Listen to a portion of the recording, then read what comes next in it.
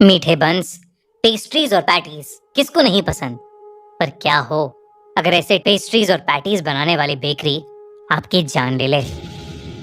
रीटा एक video content creator थी और वो नए नए कैफेज, रेस्टोरेंट्स और बेकरी में जाकर फूड ब्लॉगिंग और रिव्यूइंग करती थी।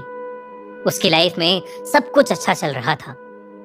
एक दिन घर पर कोई नहीं था और उसे अपने 12 साल के छोटे भाई डैरेन को स्कूल से पिकअप करना था।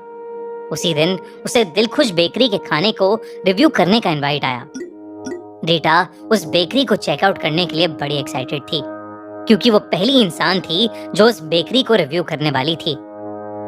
स्कूल की छुट्टी हुई और रीटा डैरेन को लेकर उस बेकरी की तरफ निकल पड़ी। डैरेन, जो स्कूल की सारे दिन की थकान से परेशान था, बार बार अपनी बहन को घर वापस जाने के लिए बोल रहा था। पर रीटा, जिसके फॉलोअर्स पिछले 1 महीने में बहुत कम हो चुके थे और जिनको बढ़ाने के लिए उसका इस बेकरी के ऊपर वीडियो डालना बहुत जरूरी था, वो डैरेन को अलग अलग तरीकों से चुप करवाकर गाड़ी चलाए जा रही थी। मेन रोड से हटकर वो लोग कच्चे रास्ते पर काफी देर से गाड़ी चला रहे थे और अब उन्हें फाइनली वो बेकरी दूर से दिखने लगी थी। डैरेन, जो इतनी देर से गाड़ी में इधर उधर हो रहा था, उस बेकरी को देखकर अचानक से शांत हो गया। रीटा ने गाड़ी पार्क की और डैरेन के लिए दरवाजा खोला, पर डैरेन गाड़ी से उतरने को तैयार ही नहीं था। रीटा ने उसको बेकरी के अंदर मिलने वाली पेस्ट्रीज का लालच भी दिया, पर डैरेन अपनी सीट पर जैसे जम सा गया था और बस बेकरी के दरवाजे की तरफ घूर घूर कर देखे जा रहा था। रीटा ने उसे जोर से हिलाया, जिसके बाद वो उसकी तरफ देखकर बहुत जोरों से रोने लगा और घबराते हुए कहने लगा कि उसको बेकरी के गेट तक आते आते कई छोटे बच्चे दिखाई दिए थे और उन सभी बच्चों के कपड़े खून में सने थे। डैरेन ने रीटा से कहा कि वो बच्चे अब बेकरी के दरवाजे के सामने खड़े हुए हैं और उन्हें अंदर जाने से मना कर रहे हैं। रीटा को अपने भाई की बात सुनकर समझ आ गया था कि ये और कुछ नहीं बल्कि पिछली रात देखी हुई हॉरर मूवी का नतीजा है और इसलिए उसने अपने भाई की एक ना सुनी और उसका हाथ पकड़कर उसे अपने साथ बेकरी के दरवाजे की तरफ लेकर जाने लगी। वो बेकरी के दरवाजे के अंदर घुसे तो उस बेकरी में कोई नहीं था, लेकिन फिर एक बूढ़ी सी आंटी आई और उन्होंने डैरेन को एक मीठा बन दिया और बन हाथ में आते ही रोता हुआ डैरेन अचानक शांत हो गया और बन को मजे से खाने लगा। तभी पीछे से एक बूढ़े अंकल की आवाज आई, जिसने रीटा को वेलकम किया और उससे कहा कि अगर वो परेशान हो रही है तो उसके भाई डैरेन के लिए अंदर एक प्लेइंग एरिया है जिसमें बहुत सारे बोर्ड गेम्स हैं। ये सुनकर रीटा खुश हो गई क्योंकि डैरेन को बिजी करके अब वो अपनी वीडियोस आराम से बना सकती थी। रीटा ने डैरेन का हाथ पकड़ा और उसे आंटी के पीछे पीछे अंदर बच्चों के प्लेइंग एरिया में छोड़ आई। वो बेकरी बेहद ही सुंदर थी, जिसमें पुरानी और महंगी चेयर्स, शानदार टेबल्स, सुंदर लाइट्स सब थीं। पर पता नहीं क्यों वो सब रीटा के कैमरे में अजीब सा दिख रहा था। जब वीडियो बनाकर उसने रिप्ले करके देखा तो उस वीडियो में कुछ छोटे बच्चों की परछाइयां दिखी, जिसके बाद वो फोन एकदम से स्विच ऑफ हो गया।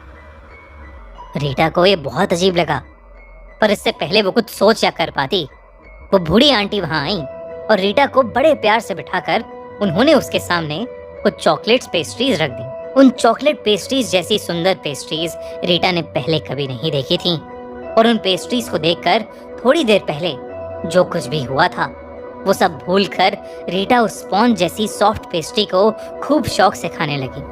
वो पेस्ट्री खा ही रही थी कि तभी उसके सामने अंकल और आंटी दोनों एक बड़ी सी ढकी हुई प्लेट लेकर आए। इतनी बड़ी प्लेट देखकर रीटा को लगा कि उसके अंदर कोई स्पेशल डिश होगी, पर जब उन्होंने ढक्कन हटाया तो उसके अंदर से उन्होंने 2 बड़ी बड़ी पैटीज निकाली, जिसको अंकल आंटी दोनों ने दिलखुश बेकरी की स्पेशल मीट पैटीज बताया। रीटा को पैटीज देकर वो दोनों वापस किचन में चले गए। रीटा ने उस मीट पैटी की एक बाइट ली और बिना रुके झट से उसने अपनी बड़ी सी पैटी खत्म कर ली।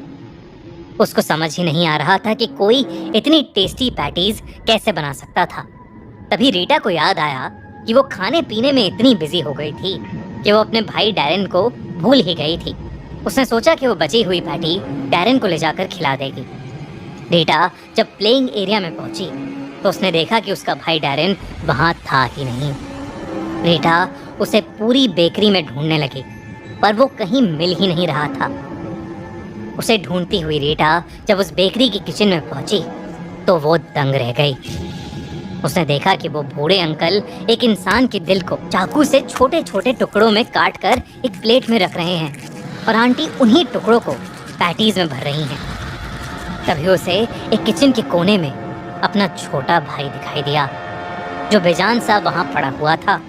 उसकी पूरी छाती पर कट्स लगे थे। ऐसा लग रहा था कि उसकी छाती खोलकर उसका दिल निकाला गया है। रीटा को अचानक से ये रियलाइज हुआ कि वो दिल जो अंकल काट रहे थे वो किसी और का नहीं बल्कि उसके छोटे भाई डैरेन का ही था। ये सब देखकर रीटा की सांस सूख गई और उसके मुंह से अचानक से एक चीख निकली। तभी वो दोनों बूढ़े अंकल आंटी रीटा की तरफ मुड़े और रीटा को देखकर एक अजीब ढंग से मुस्कुराने लगे। रीटा घबरा उठी और जल्दी से बेकरी से बाहर भागी। जैसे ही उसने उस बेकरी से अपनी गाड़ी निकाली तो उसे गाड़ी के रियर व्यू मिरर में कई सारे बच्चों की आत्मा दिखी। सबकी छाती पर बहुत सारे कट्स थे। जब उसने ध्यान से देखा तो उन बच्चों में से एक उसका छोटा भाई डैरेन भी था। डैरेन का चेहरा देख रीटा का रोना छूट गया और मेन रोड पर पहुंचते ही उसकी गाड़ी का एक्सीडेंट हो गया। रीटा को हॉस्पिटल में 2 दिन बाद होश आया और उसके होश आते ही उसके मॉम डैड फूट फूट कर रोने लगे। उन्होंने रीटा से कहा कि डैरेन उसके एक्सीडेंट के दिन से मिसिंग है और कहीं नहीं मिल रहा। इस पर रीटा ने अपने पेरेंट्स को दिलखुश बेकरी में जो हुआ वो सब कुछ बताया। दिलखुश बेकरी के बारे में सुनते ही रीटा के पेरेंट्स का दिल दहल गया। रीटा के डैड ने उसे बताया कि दिलखुश बेकरी को बंद हुए पूरे 15 साल हो चुके थे।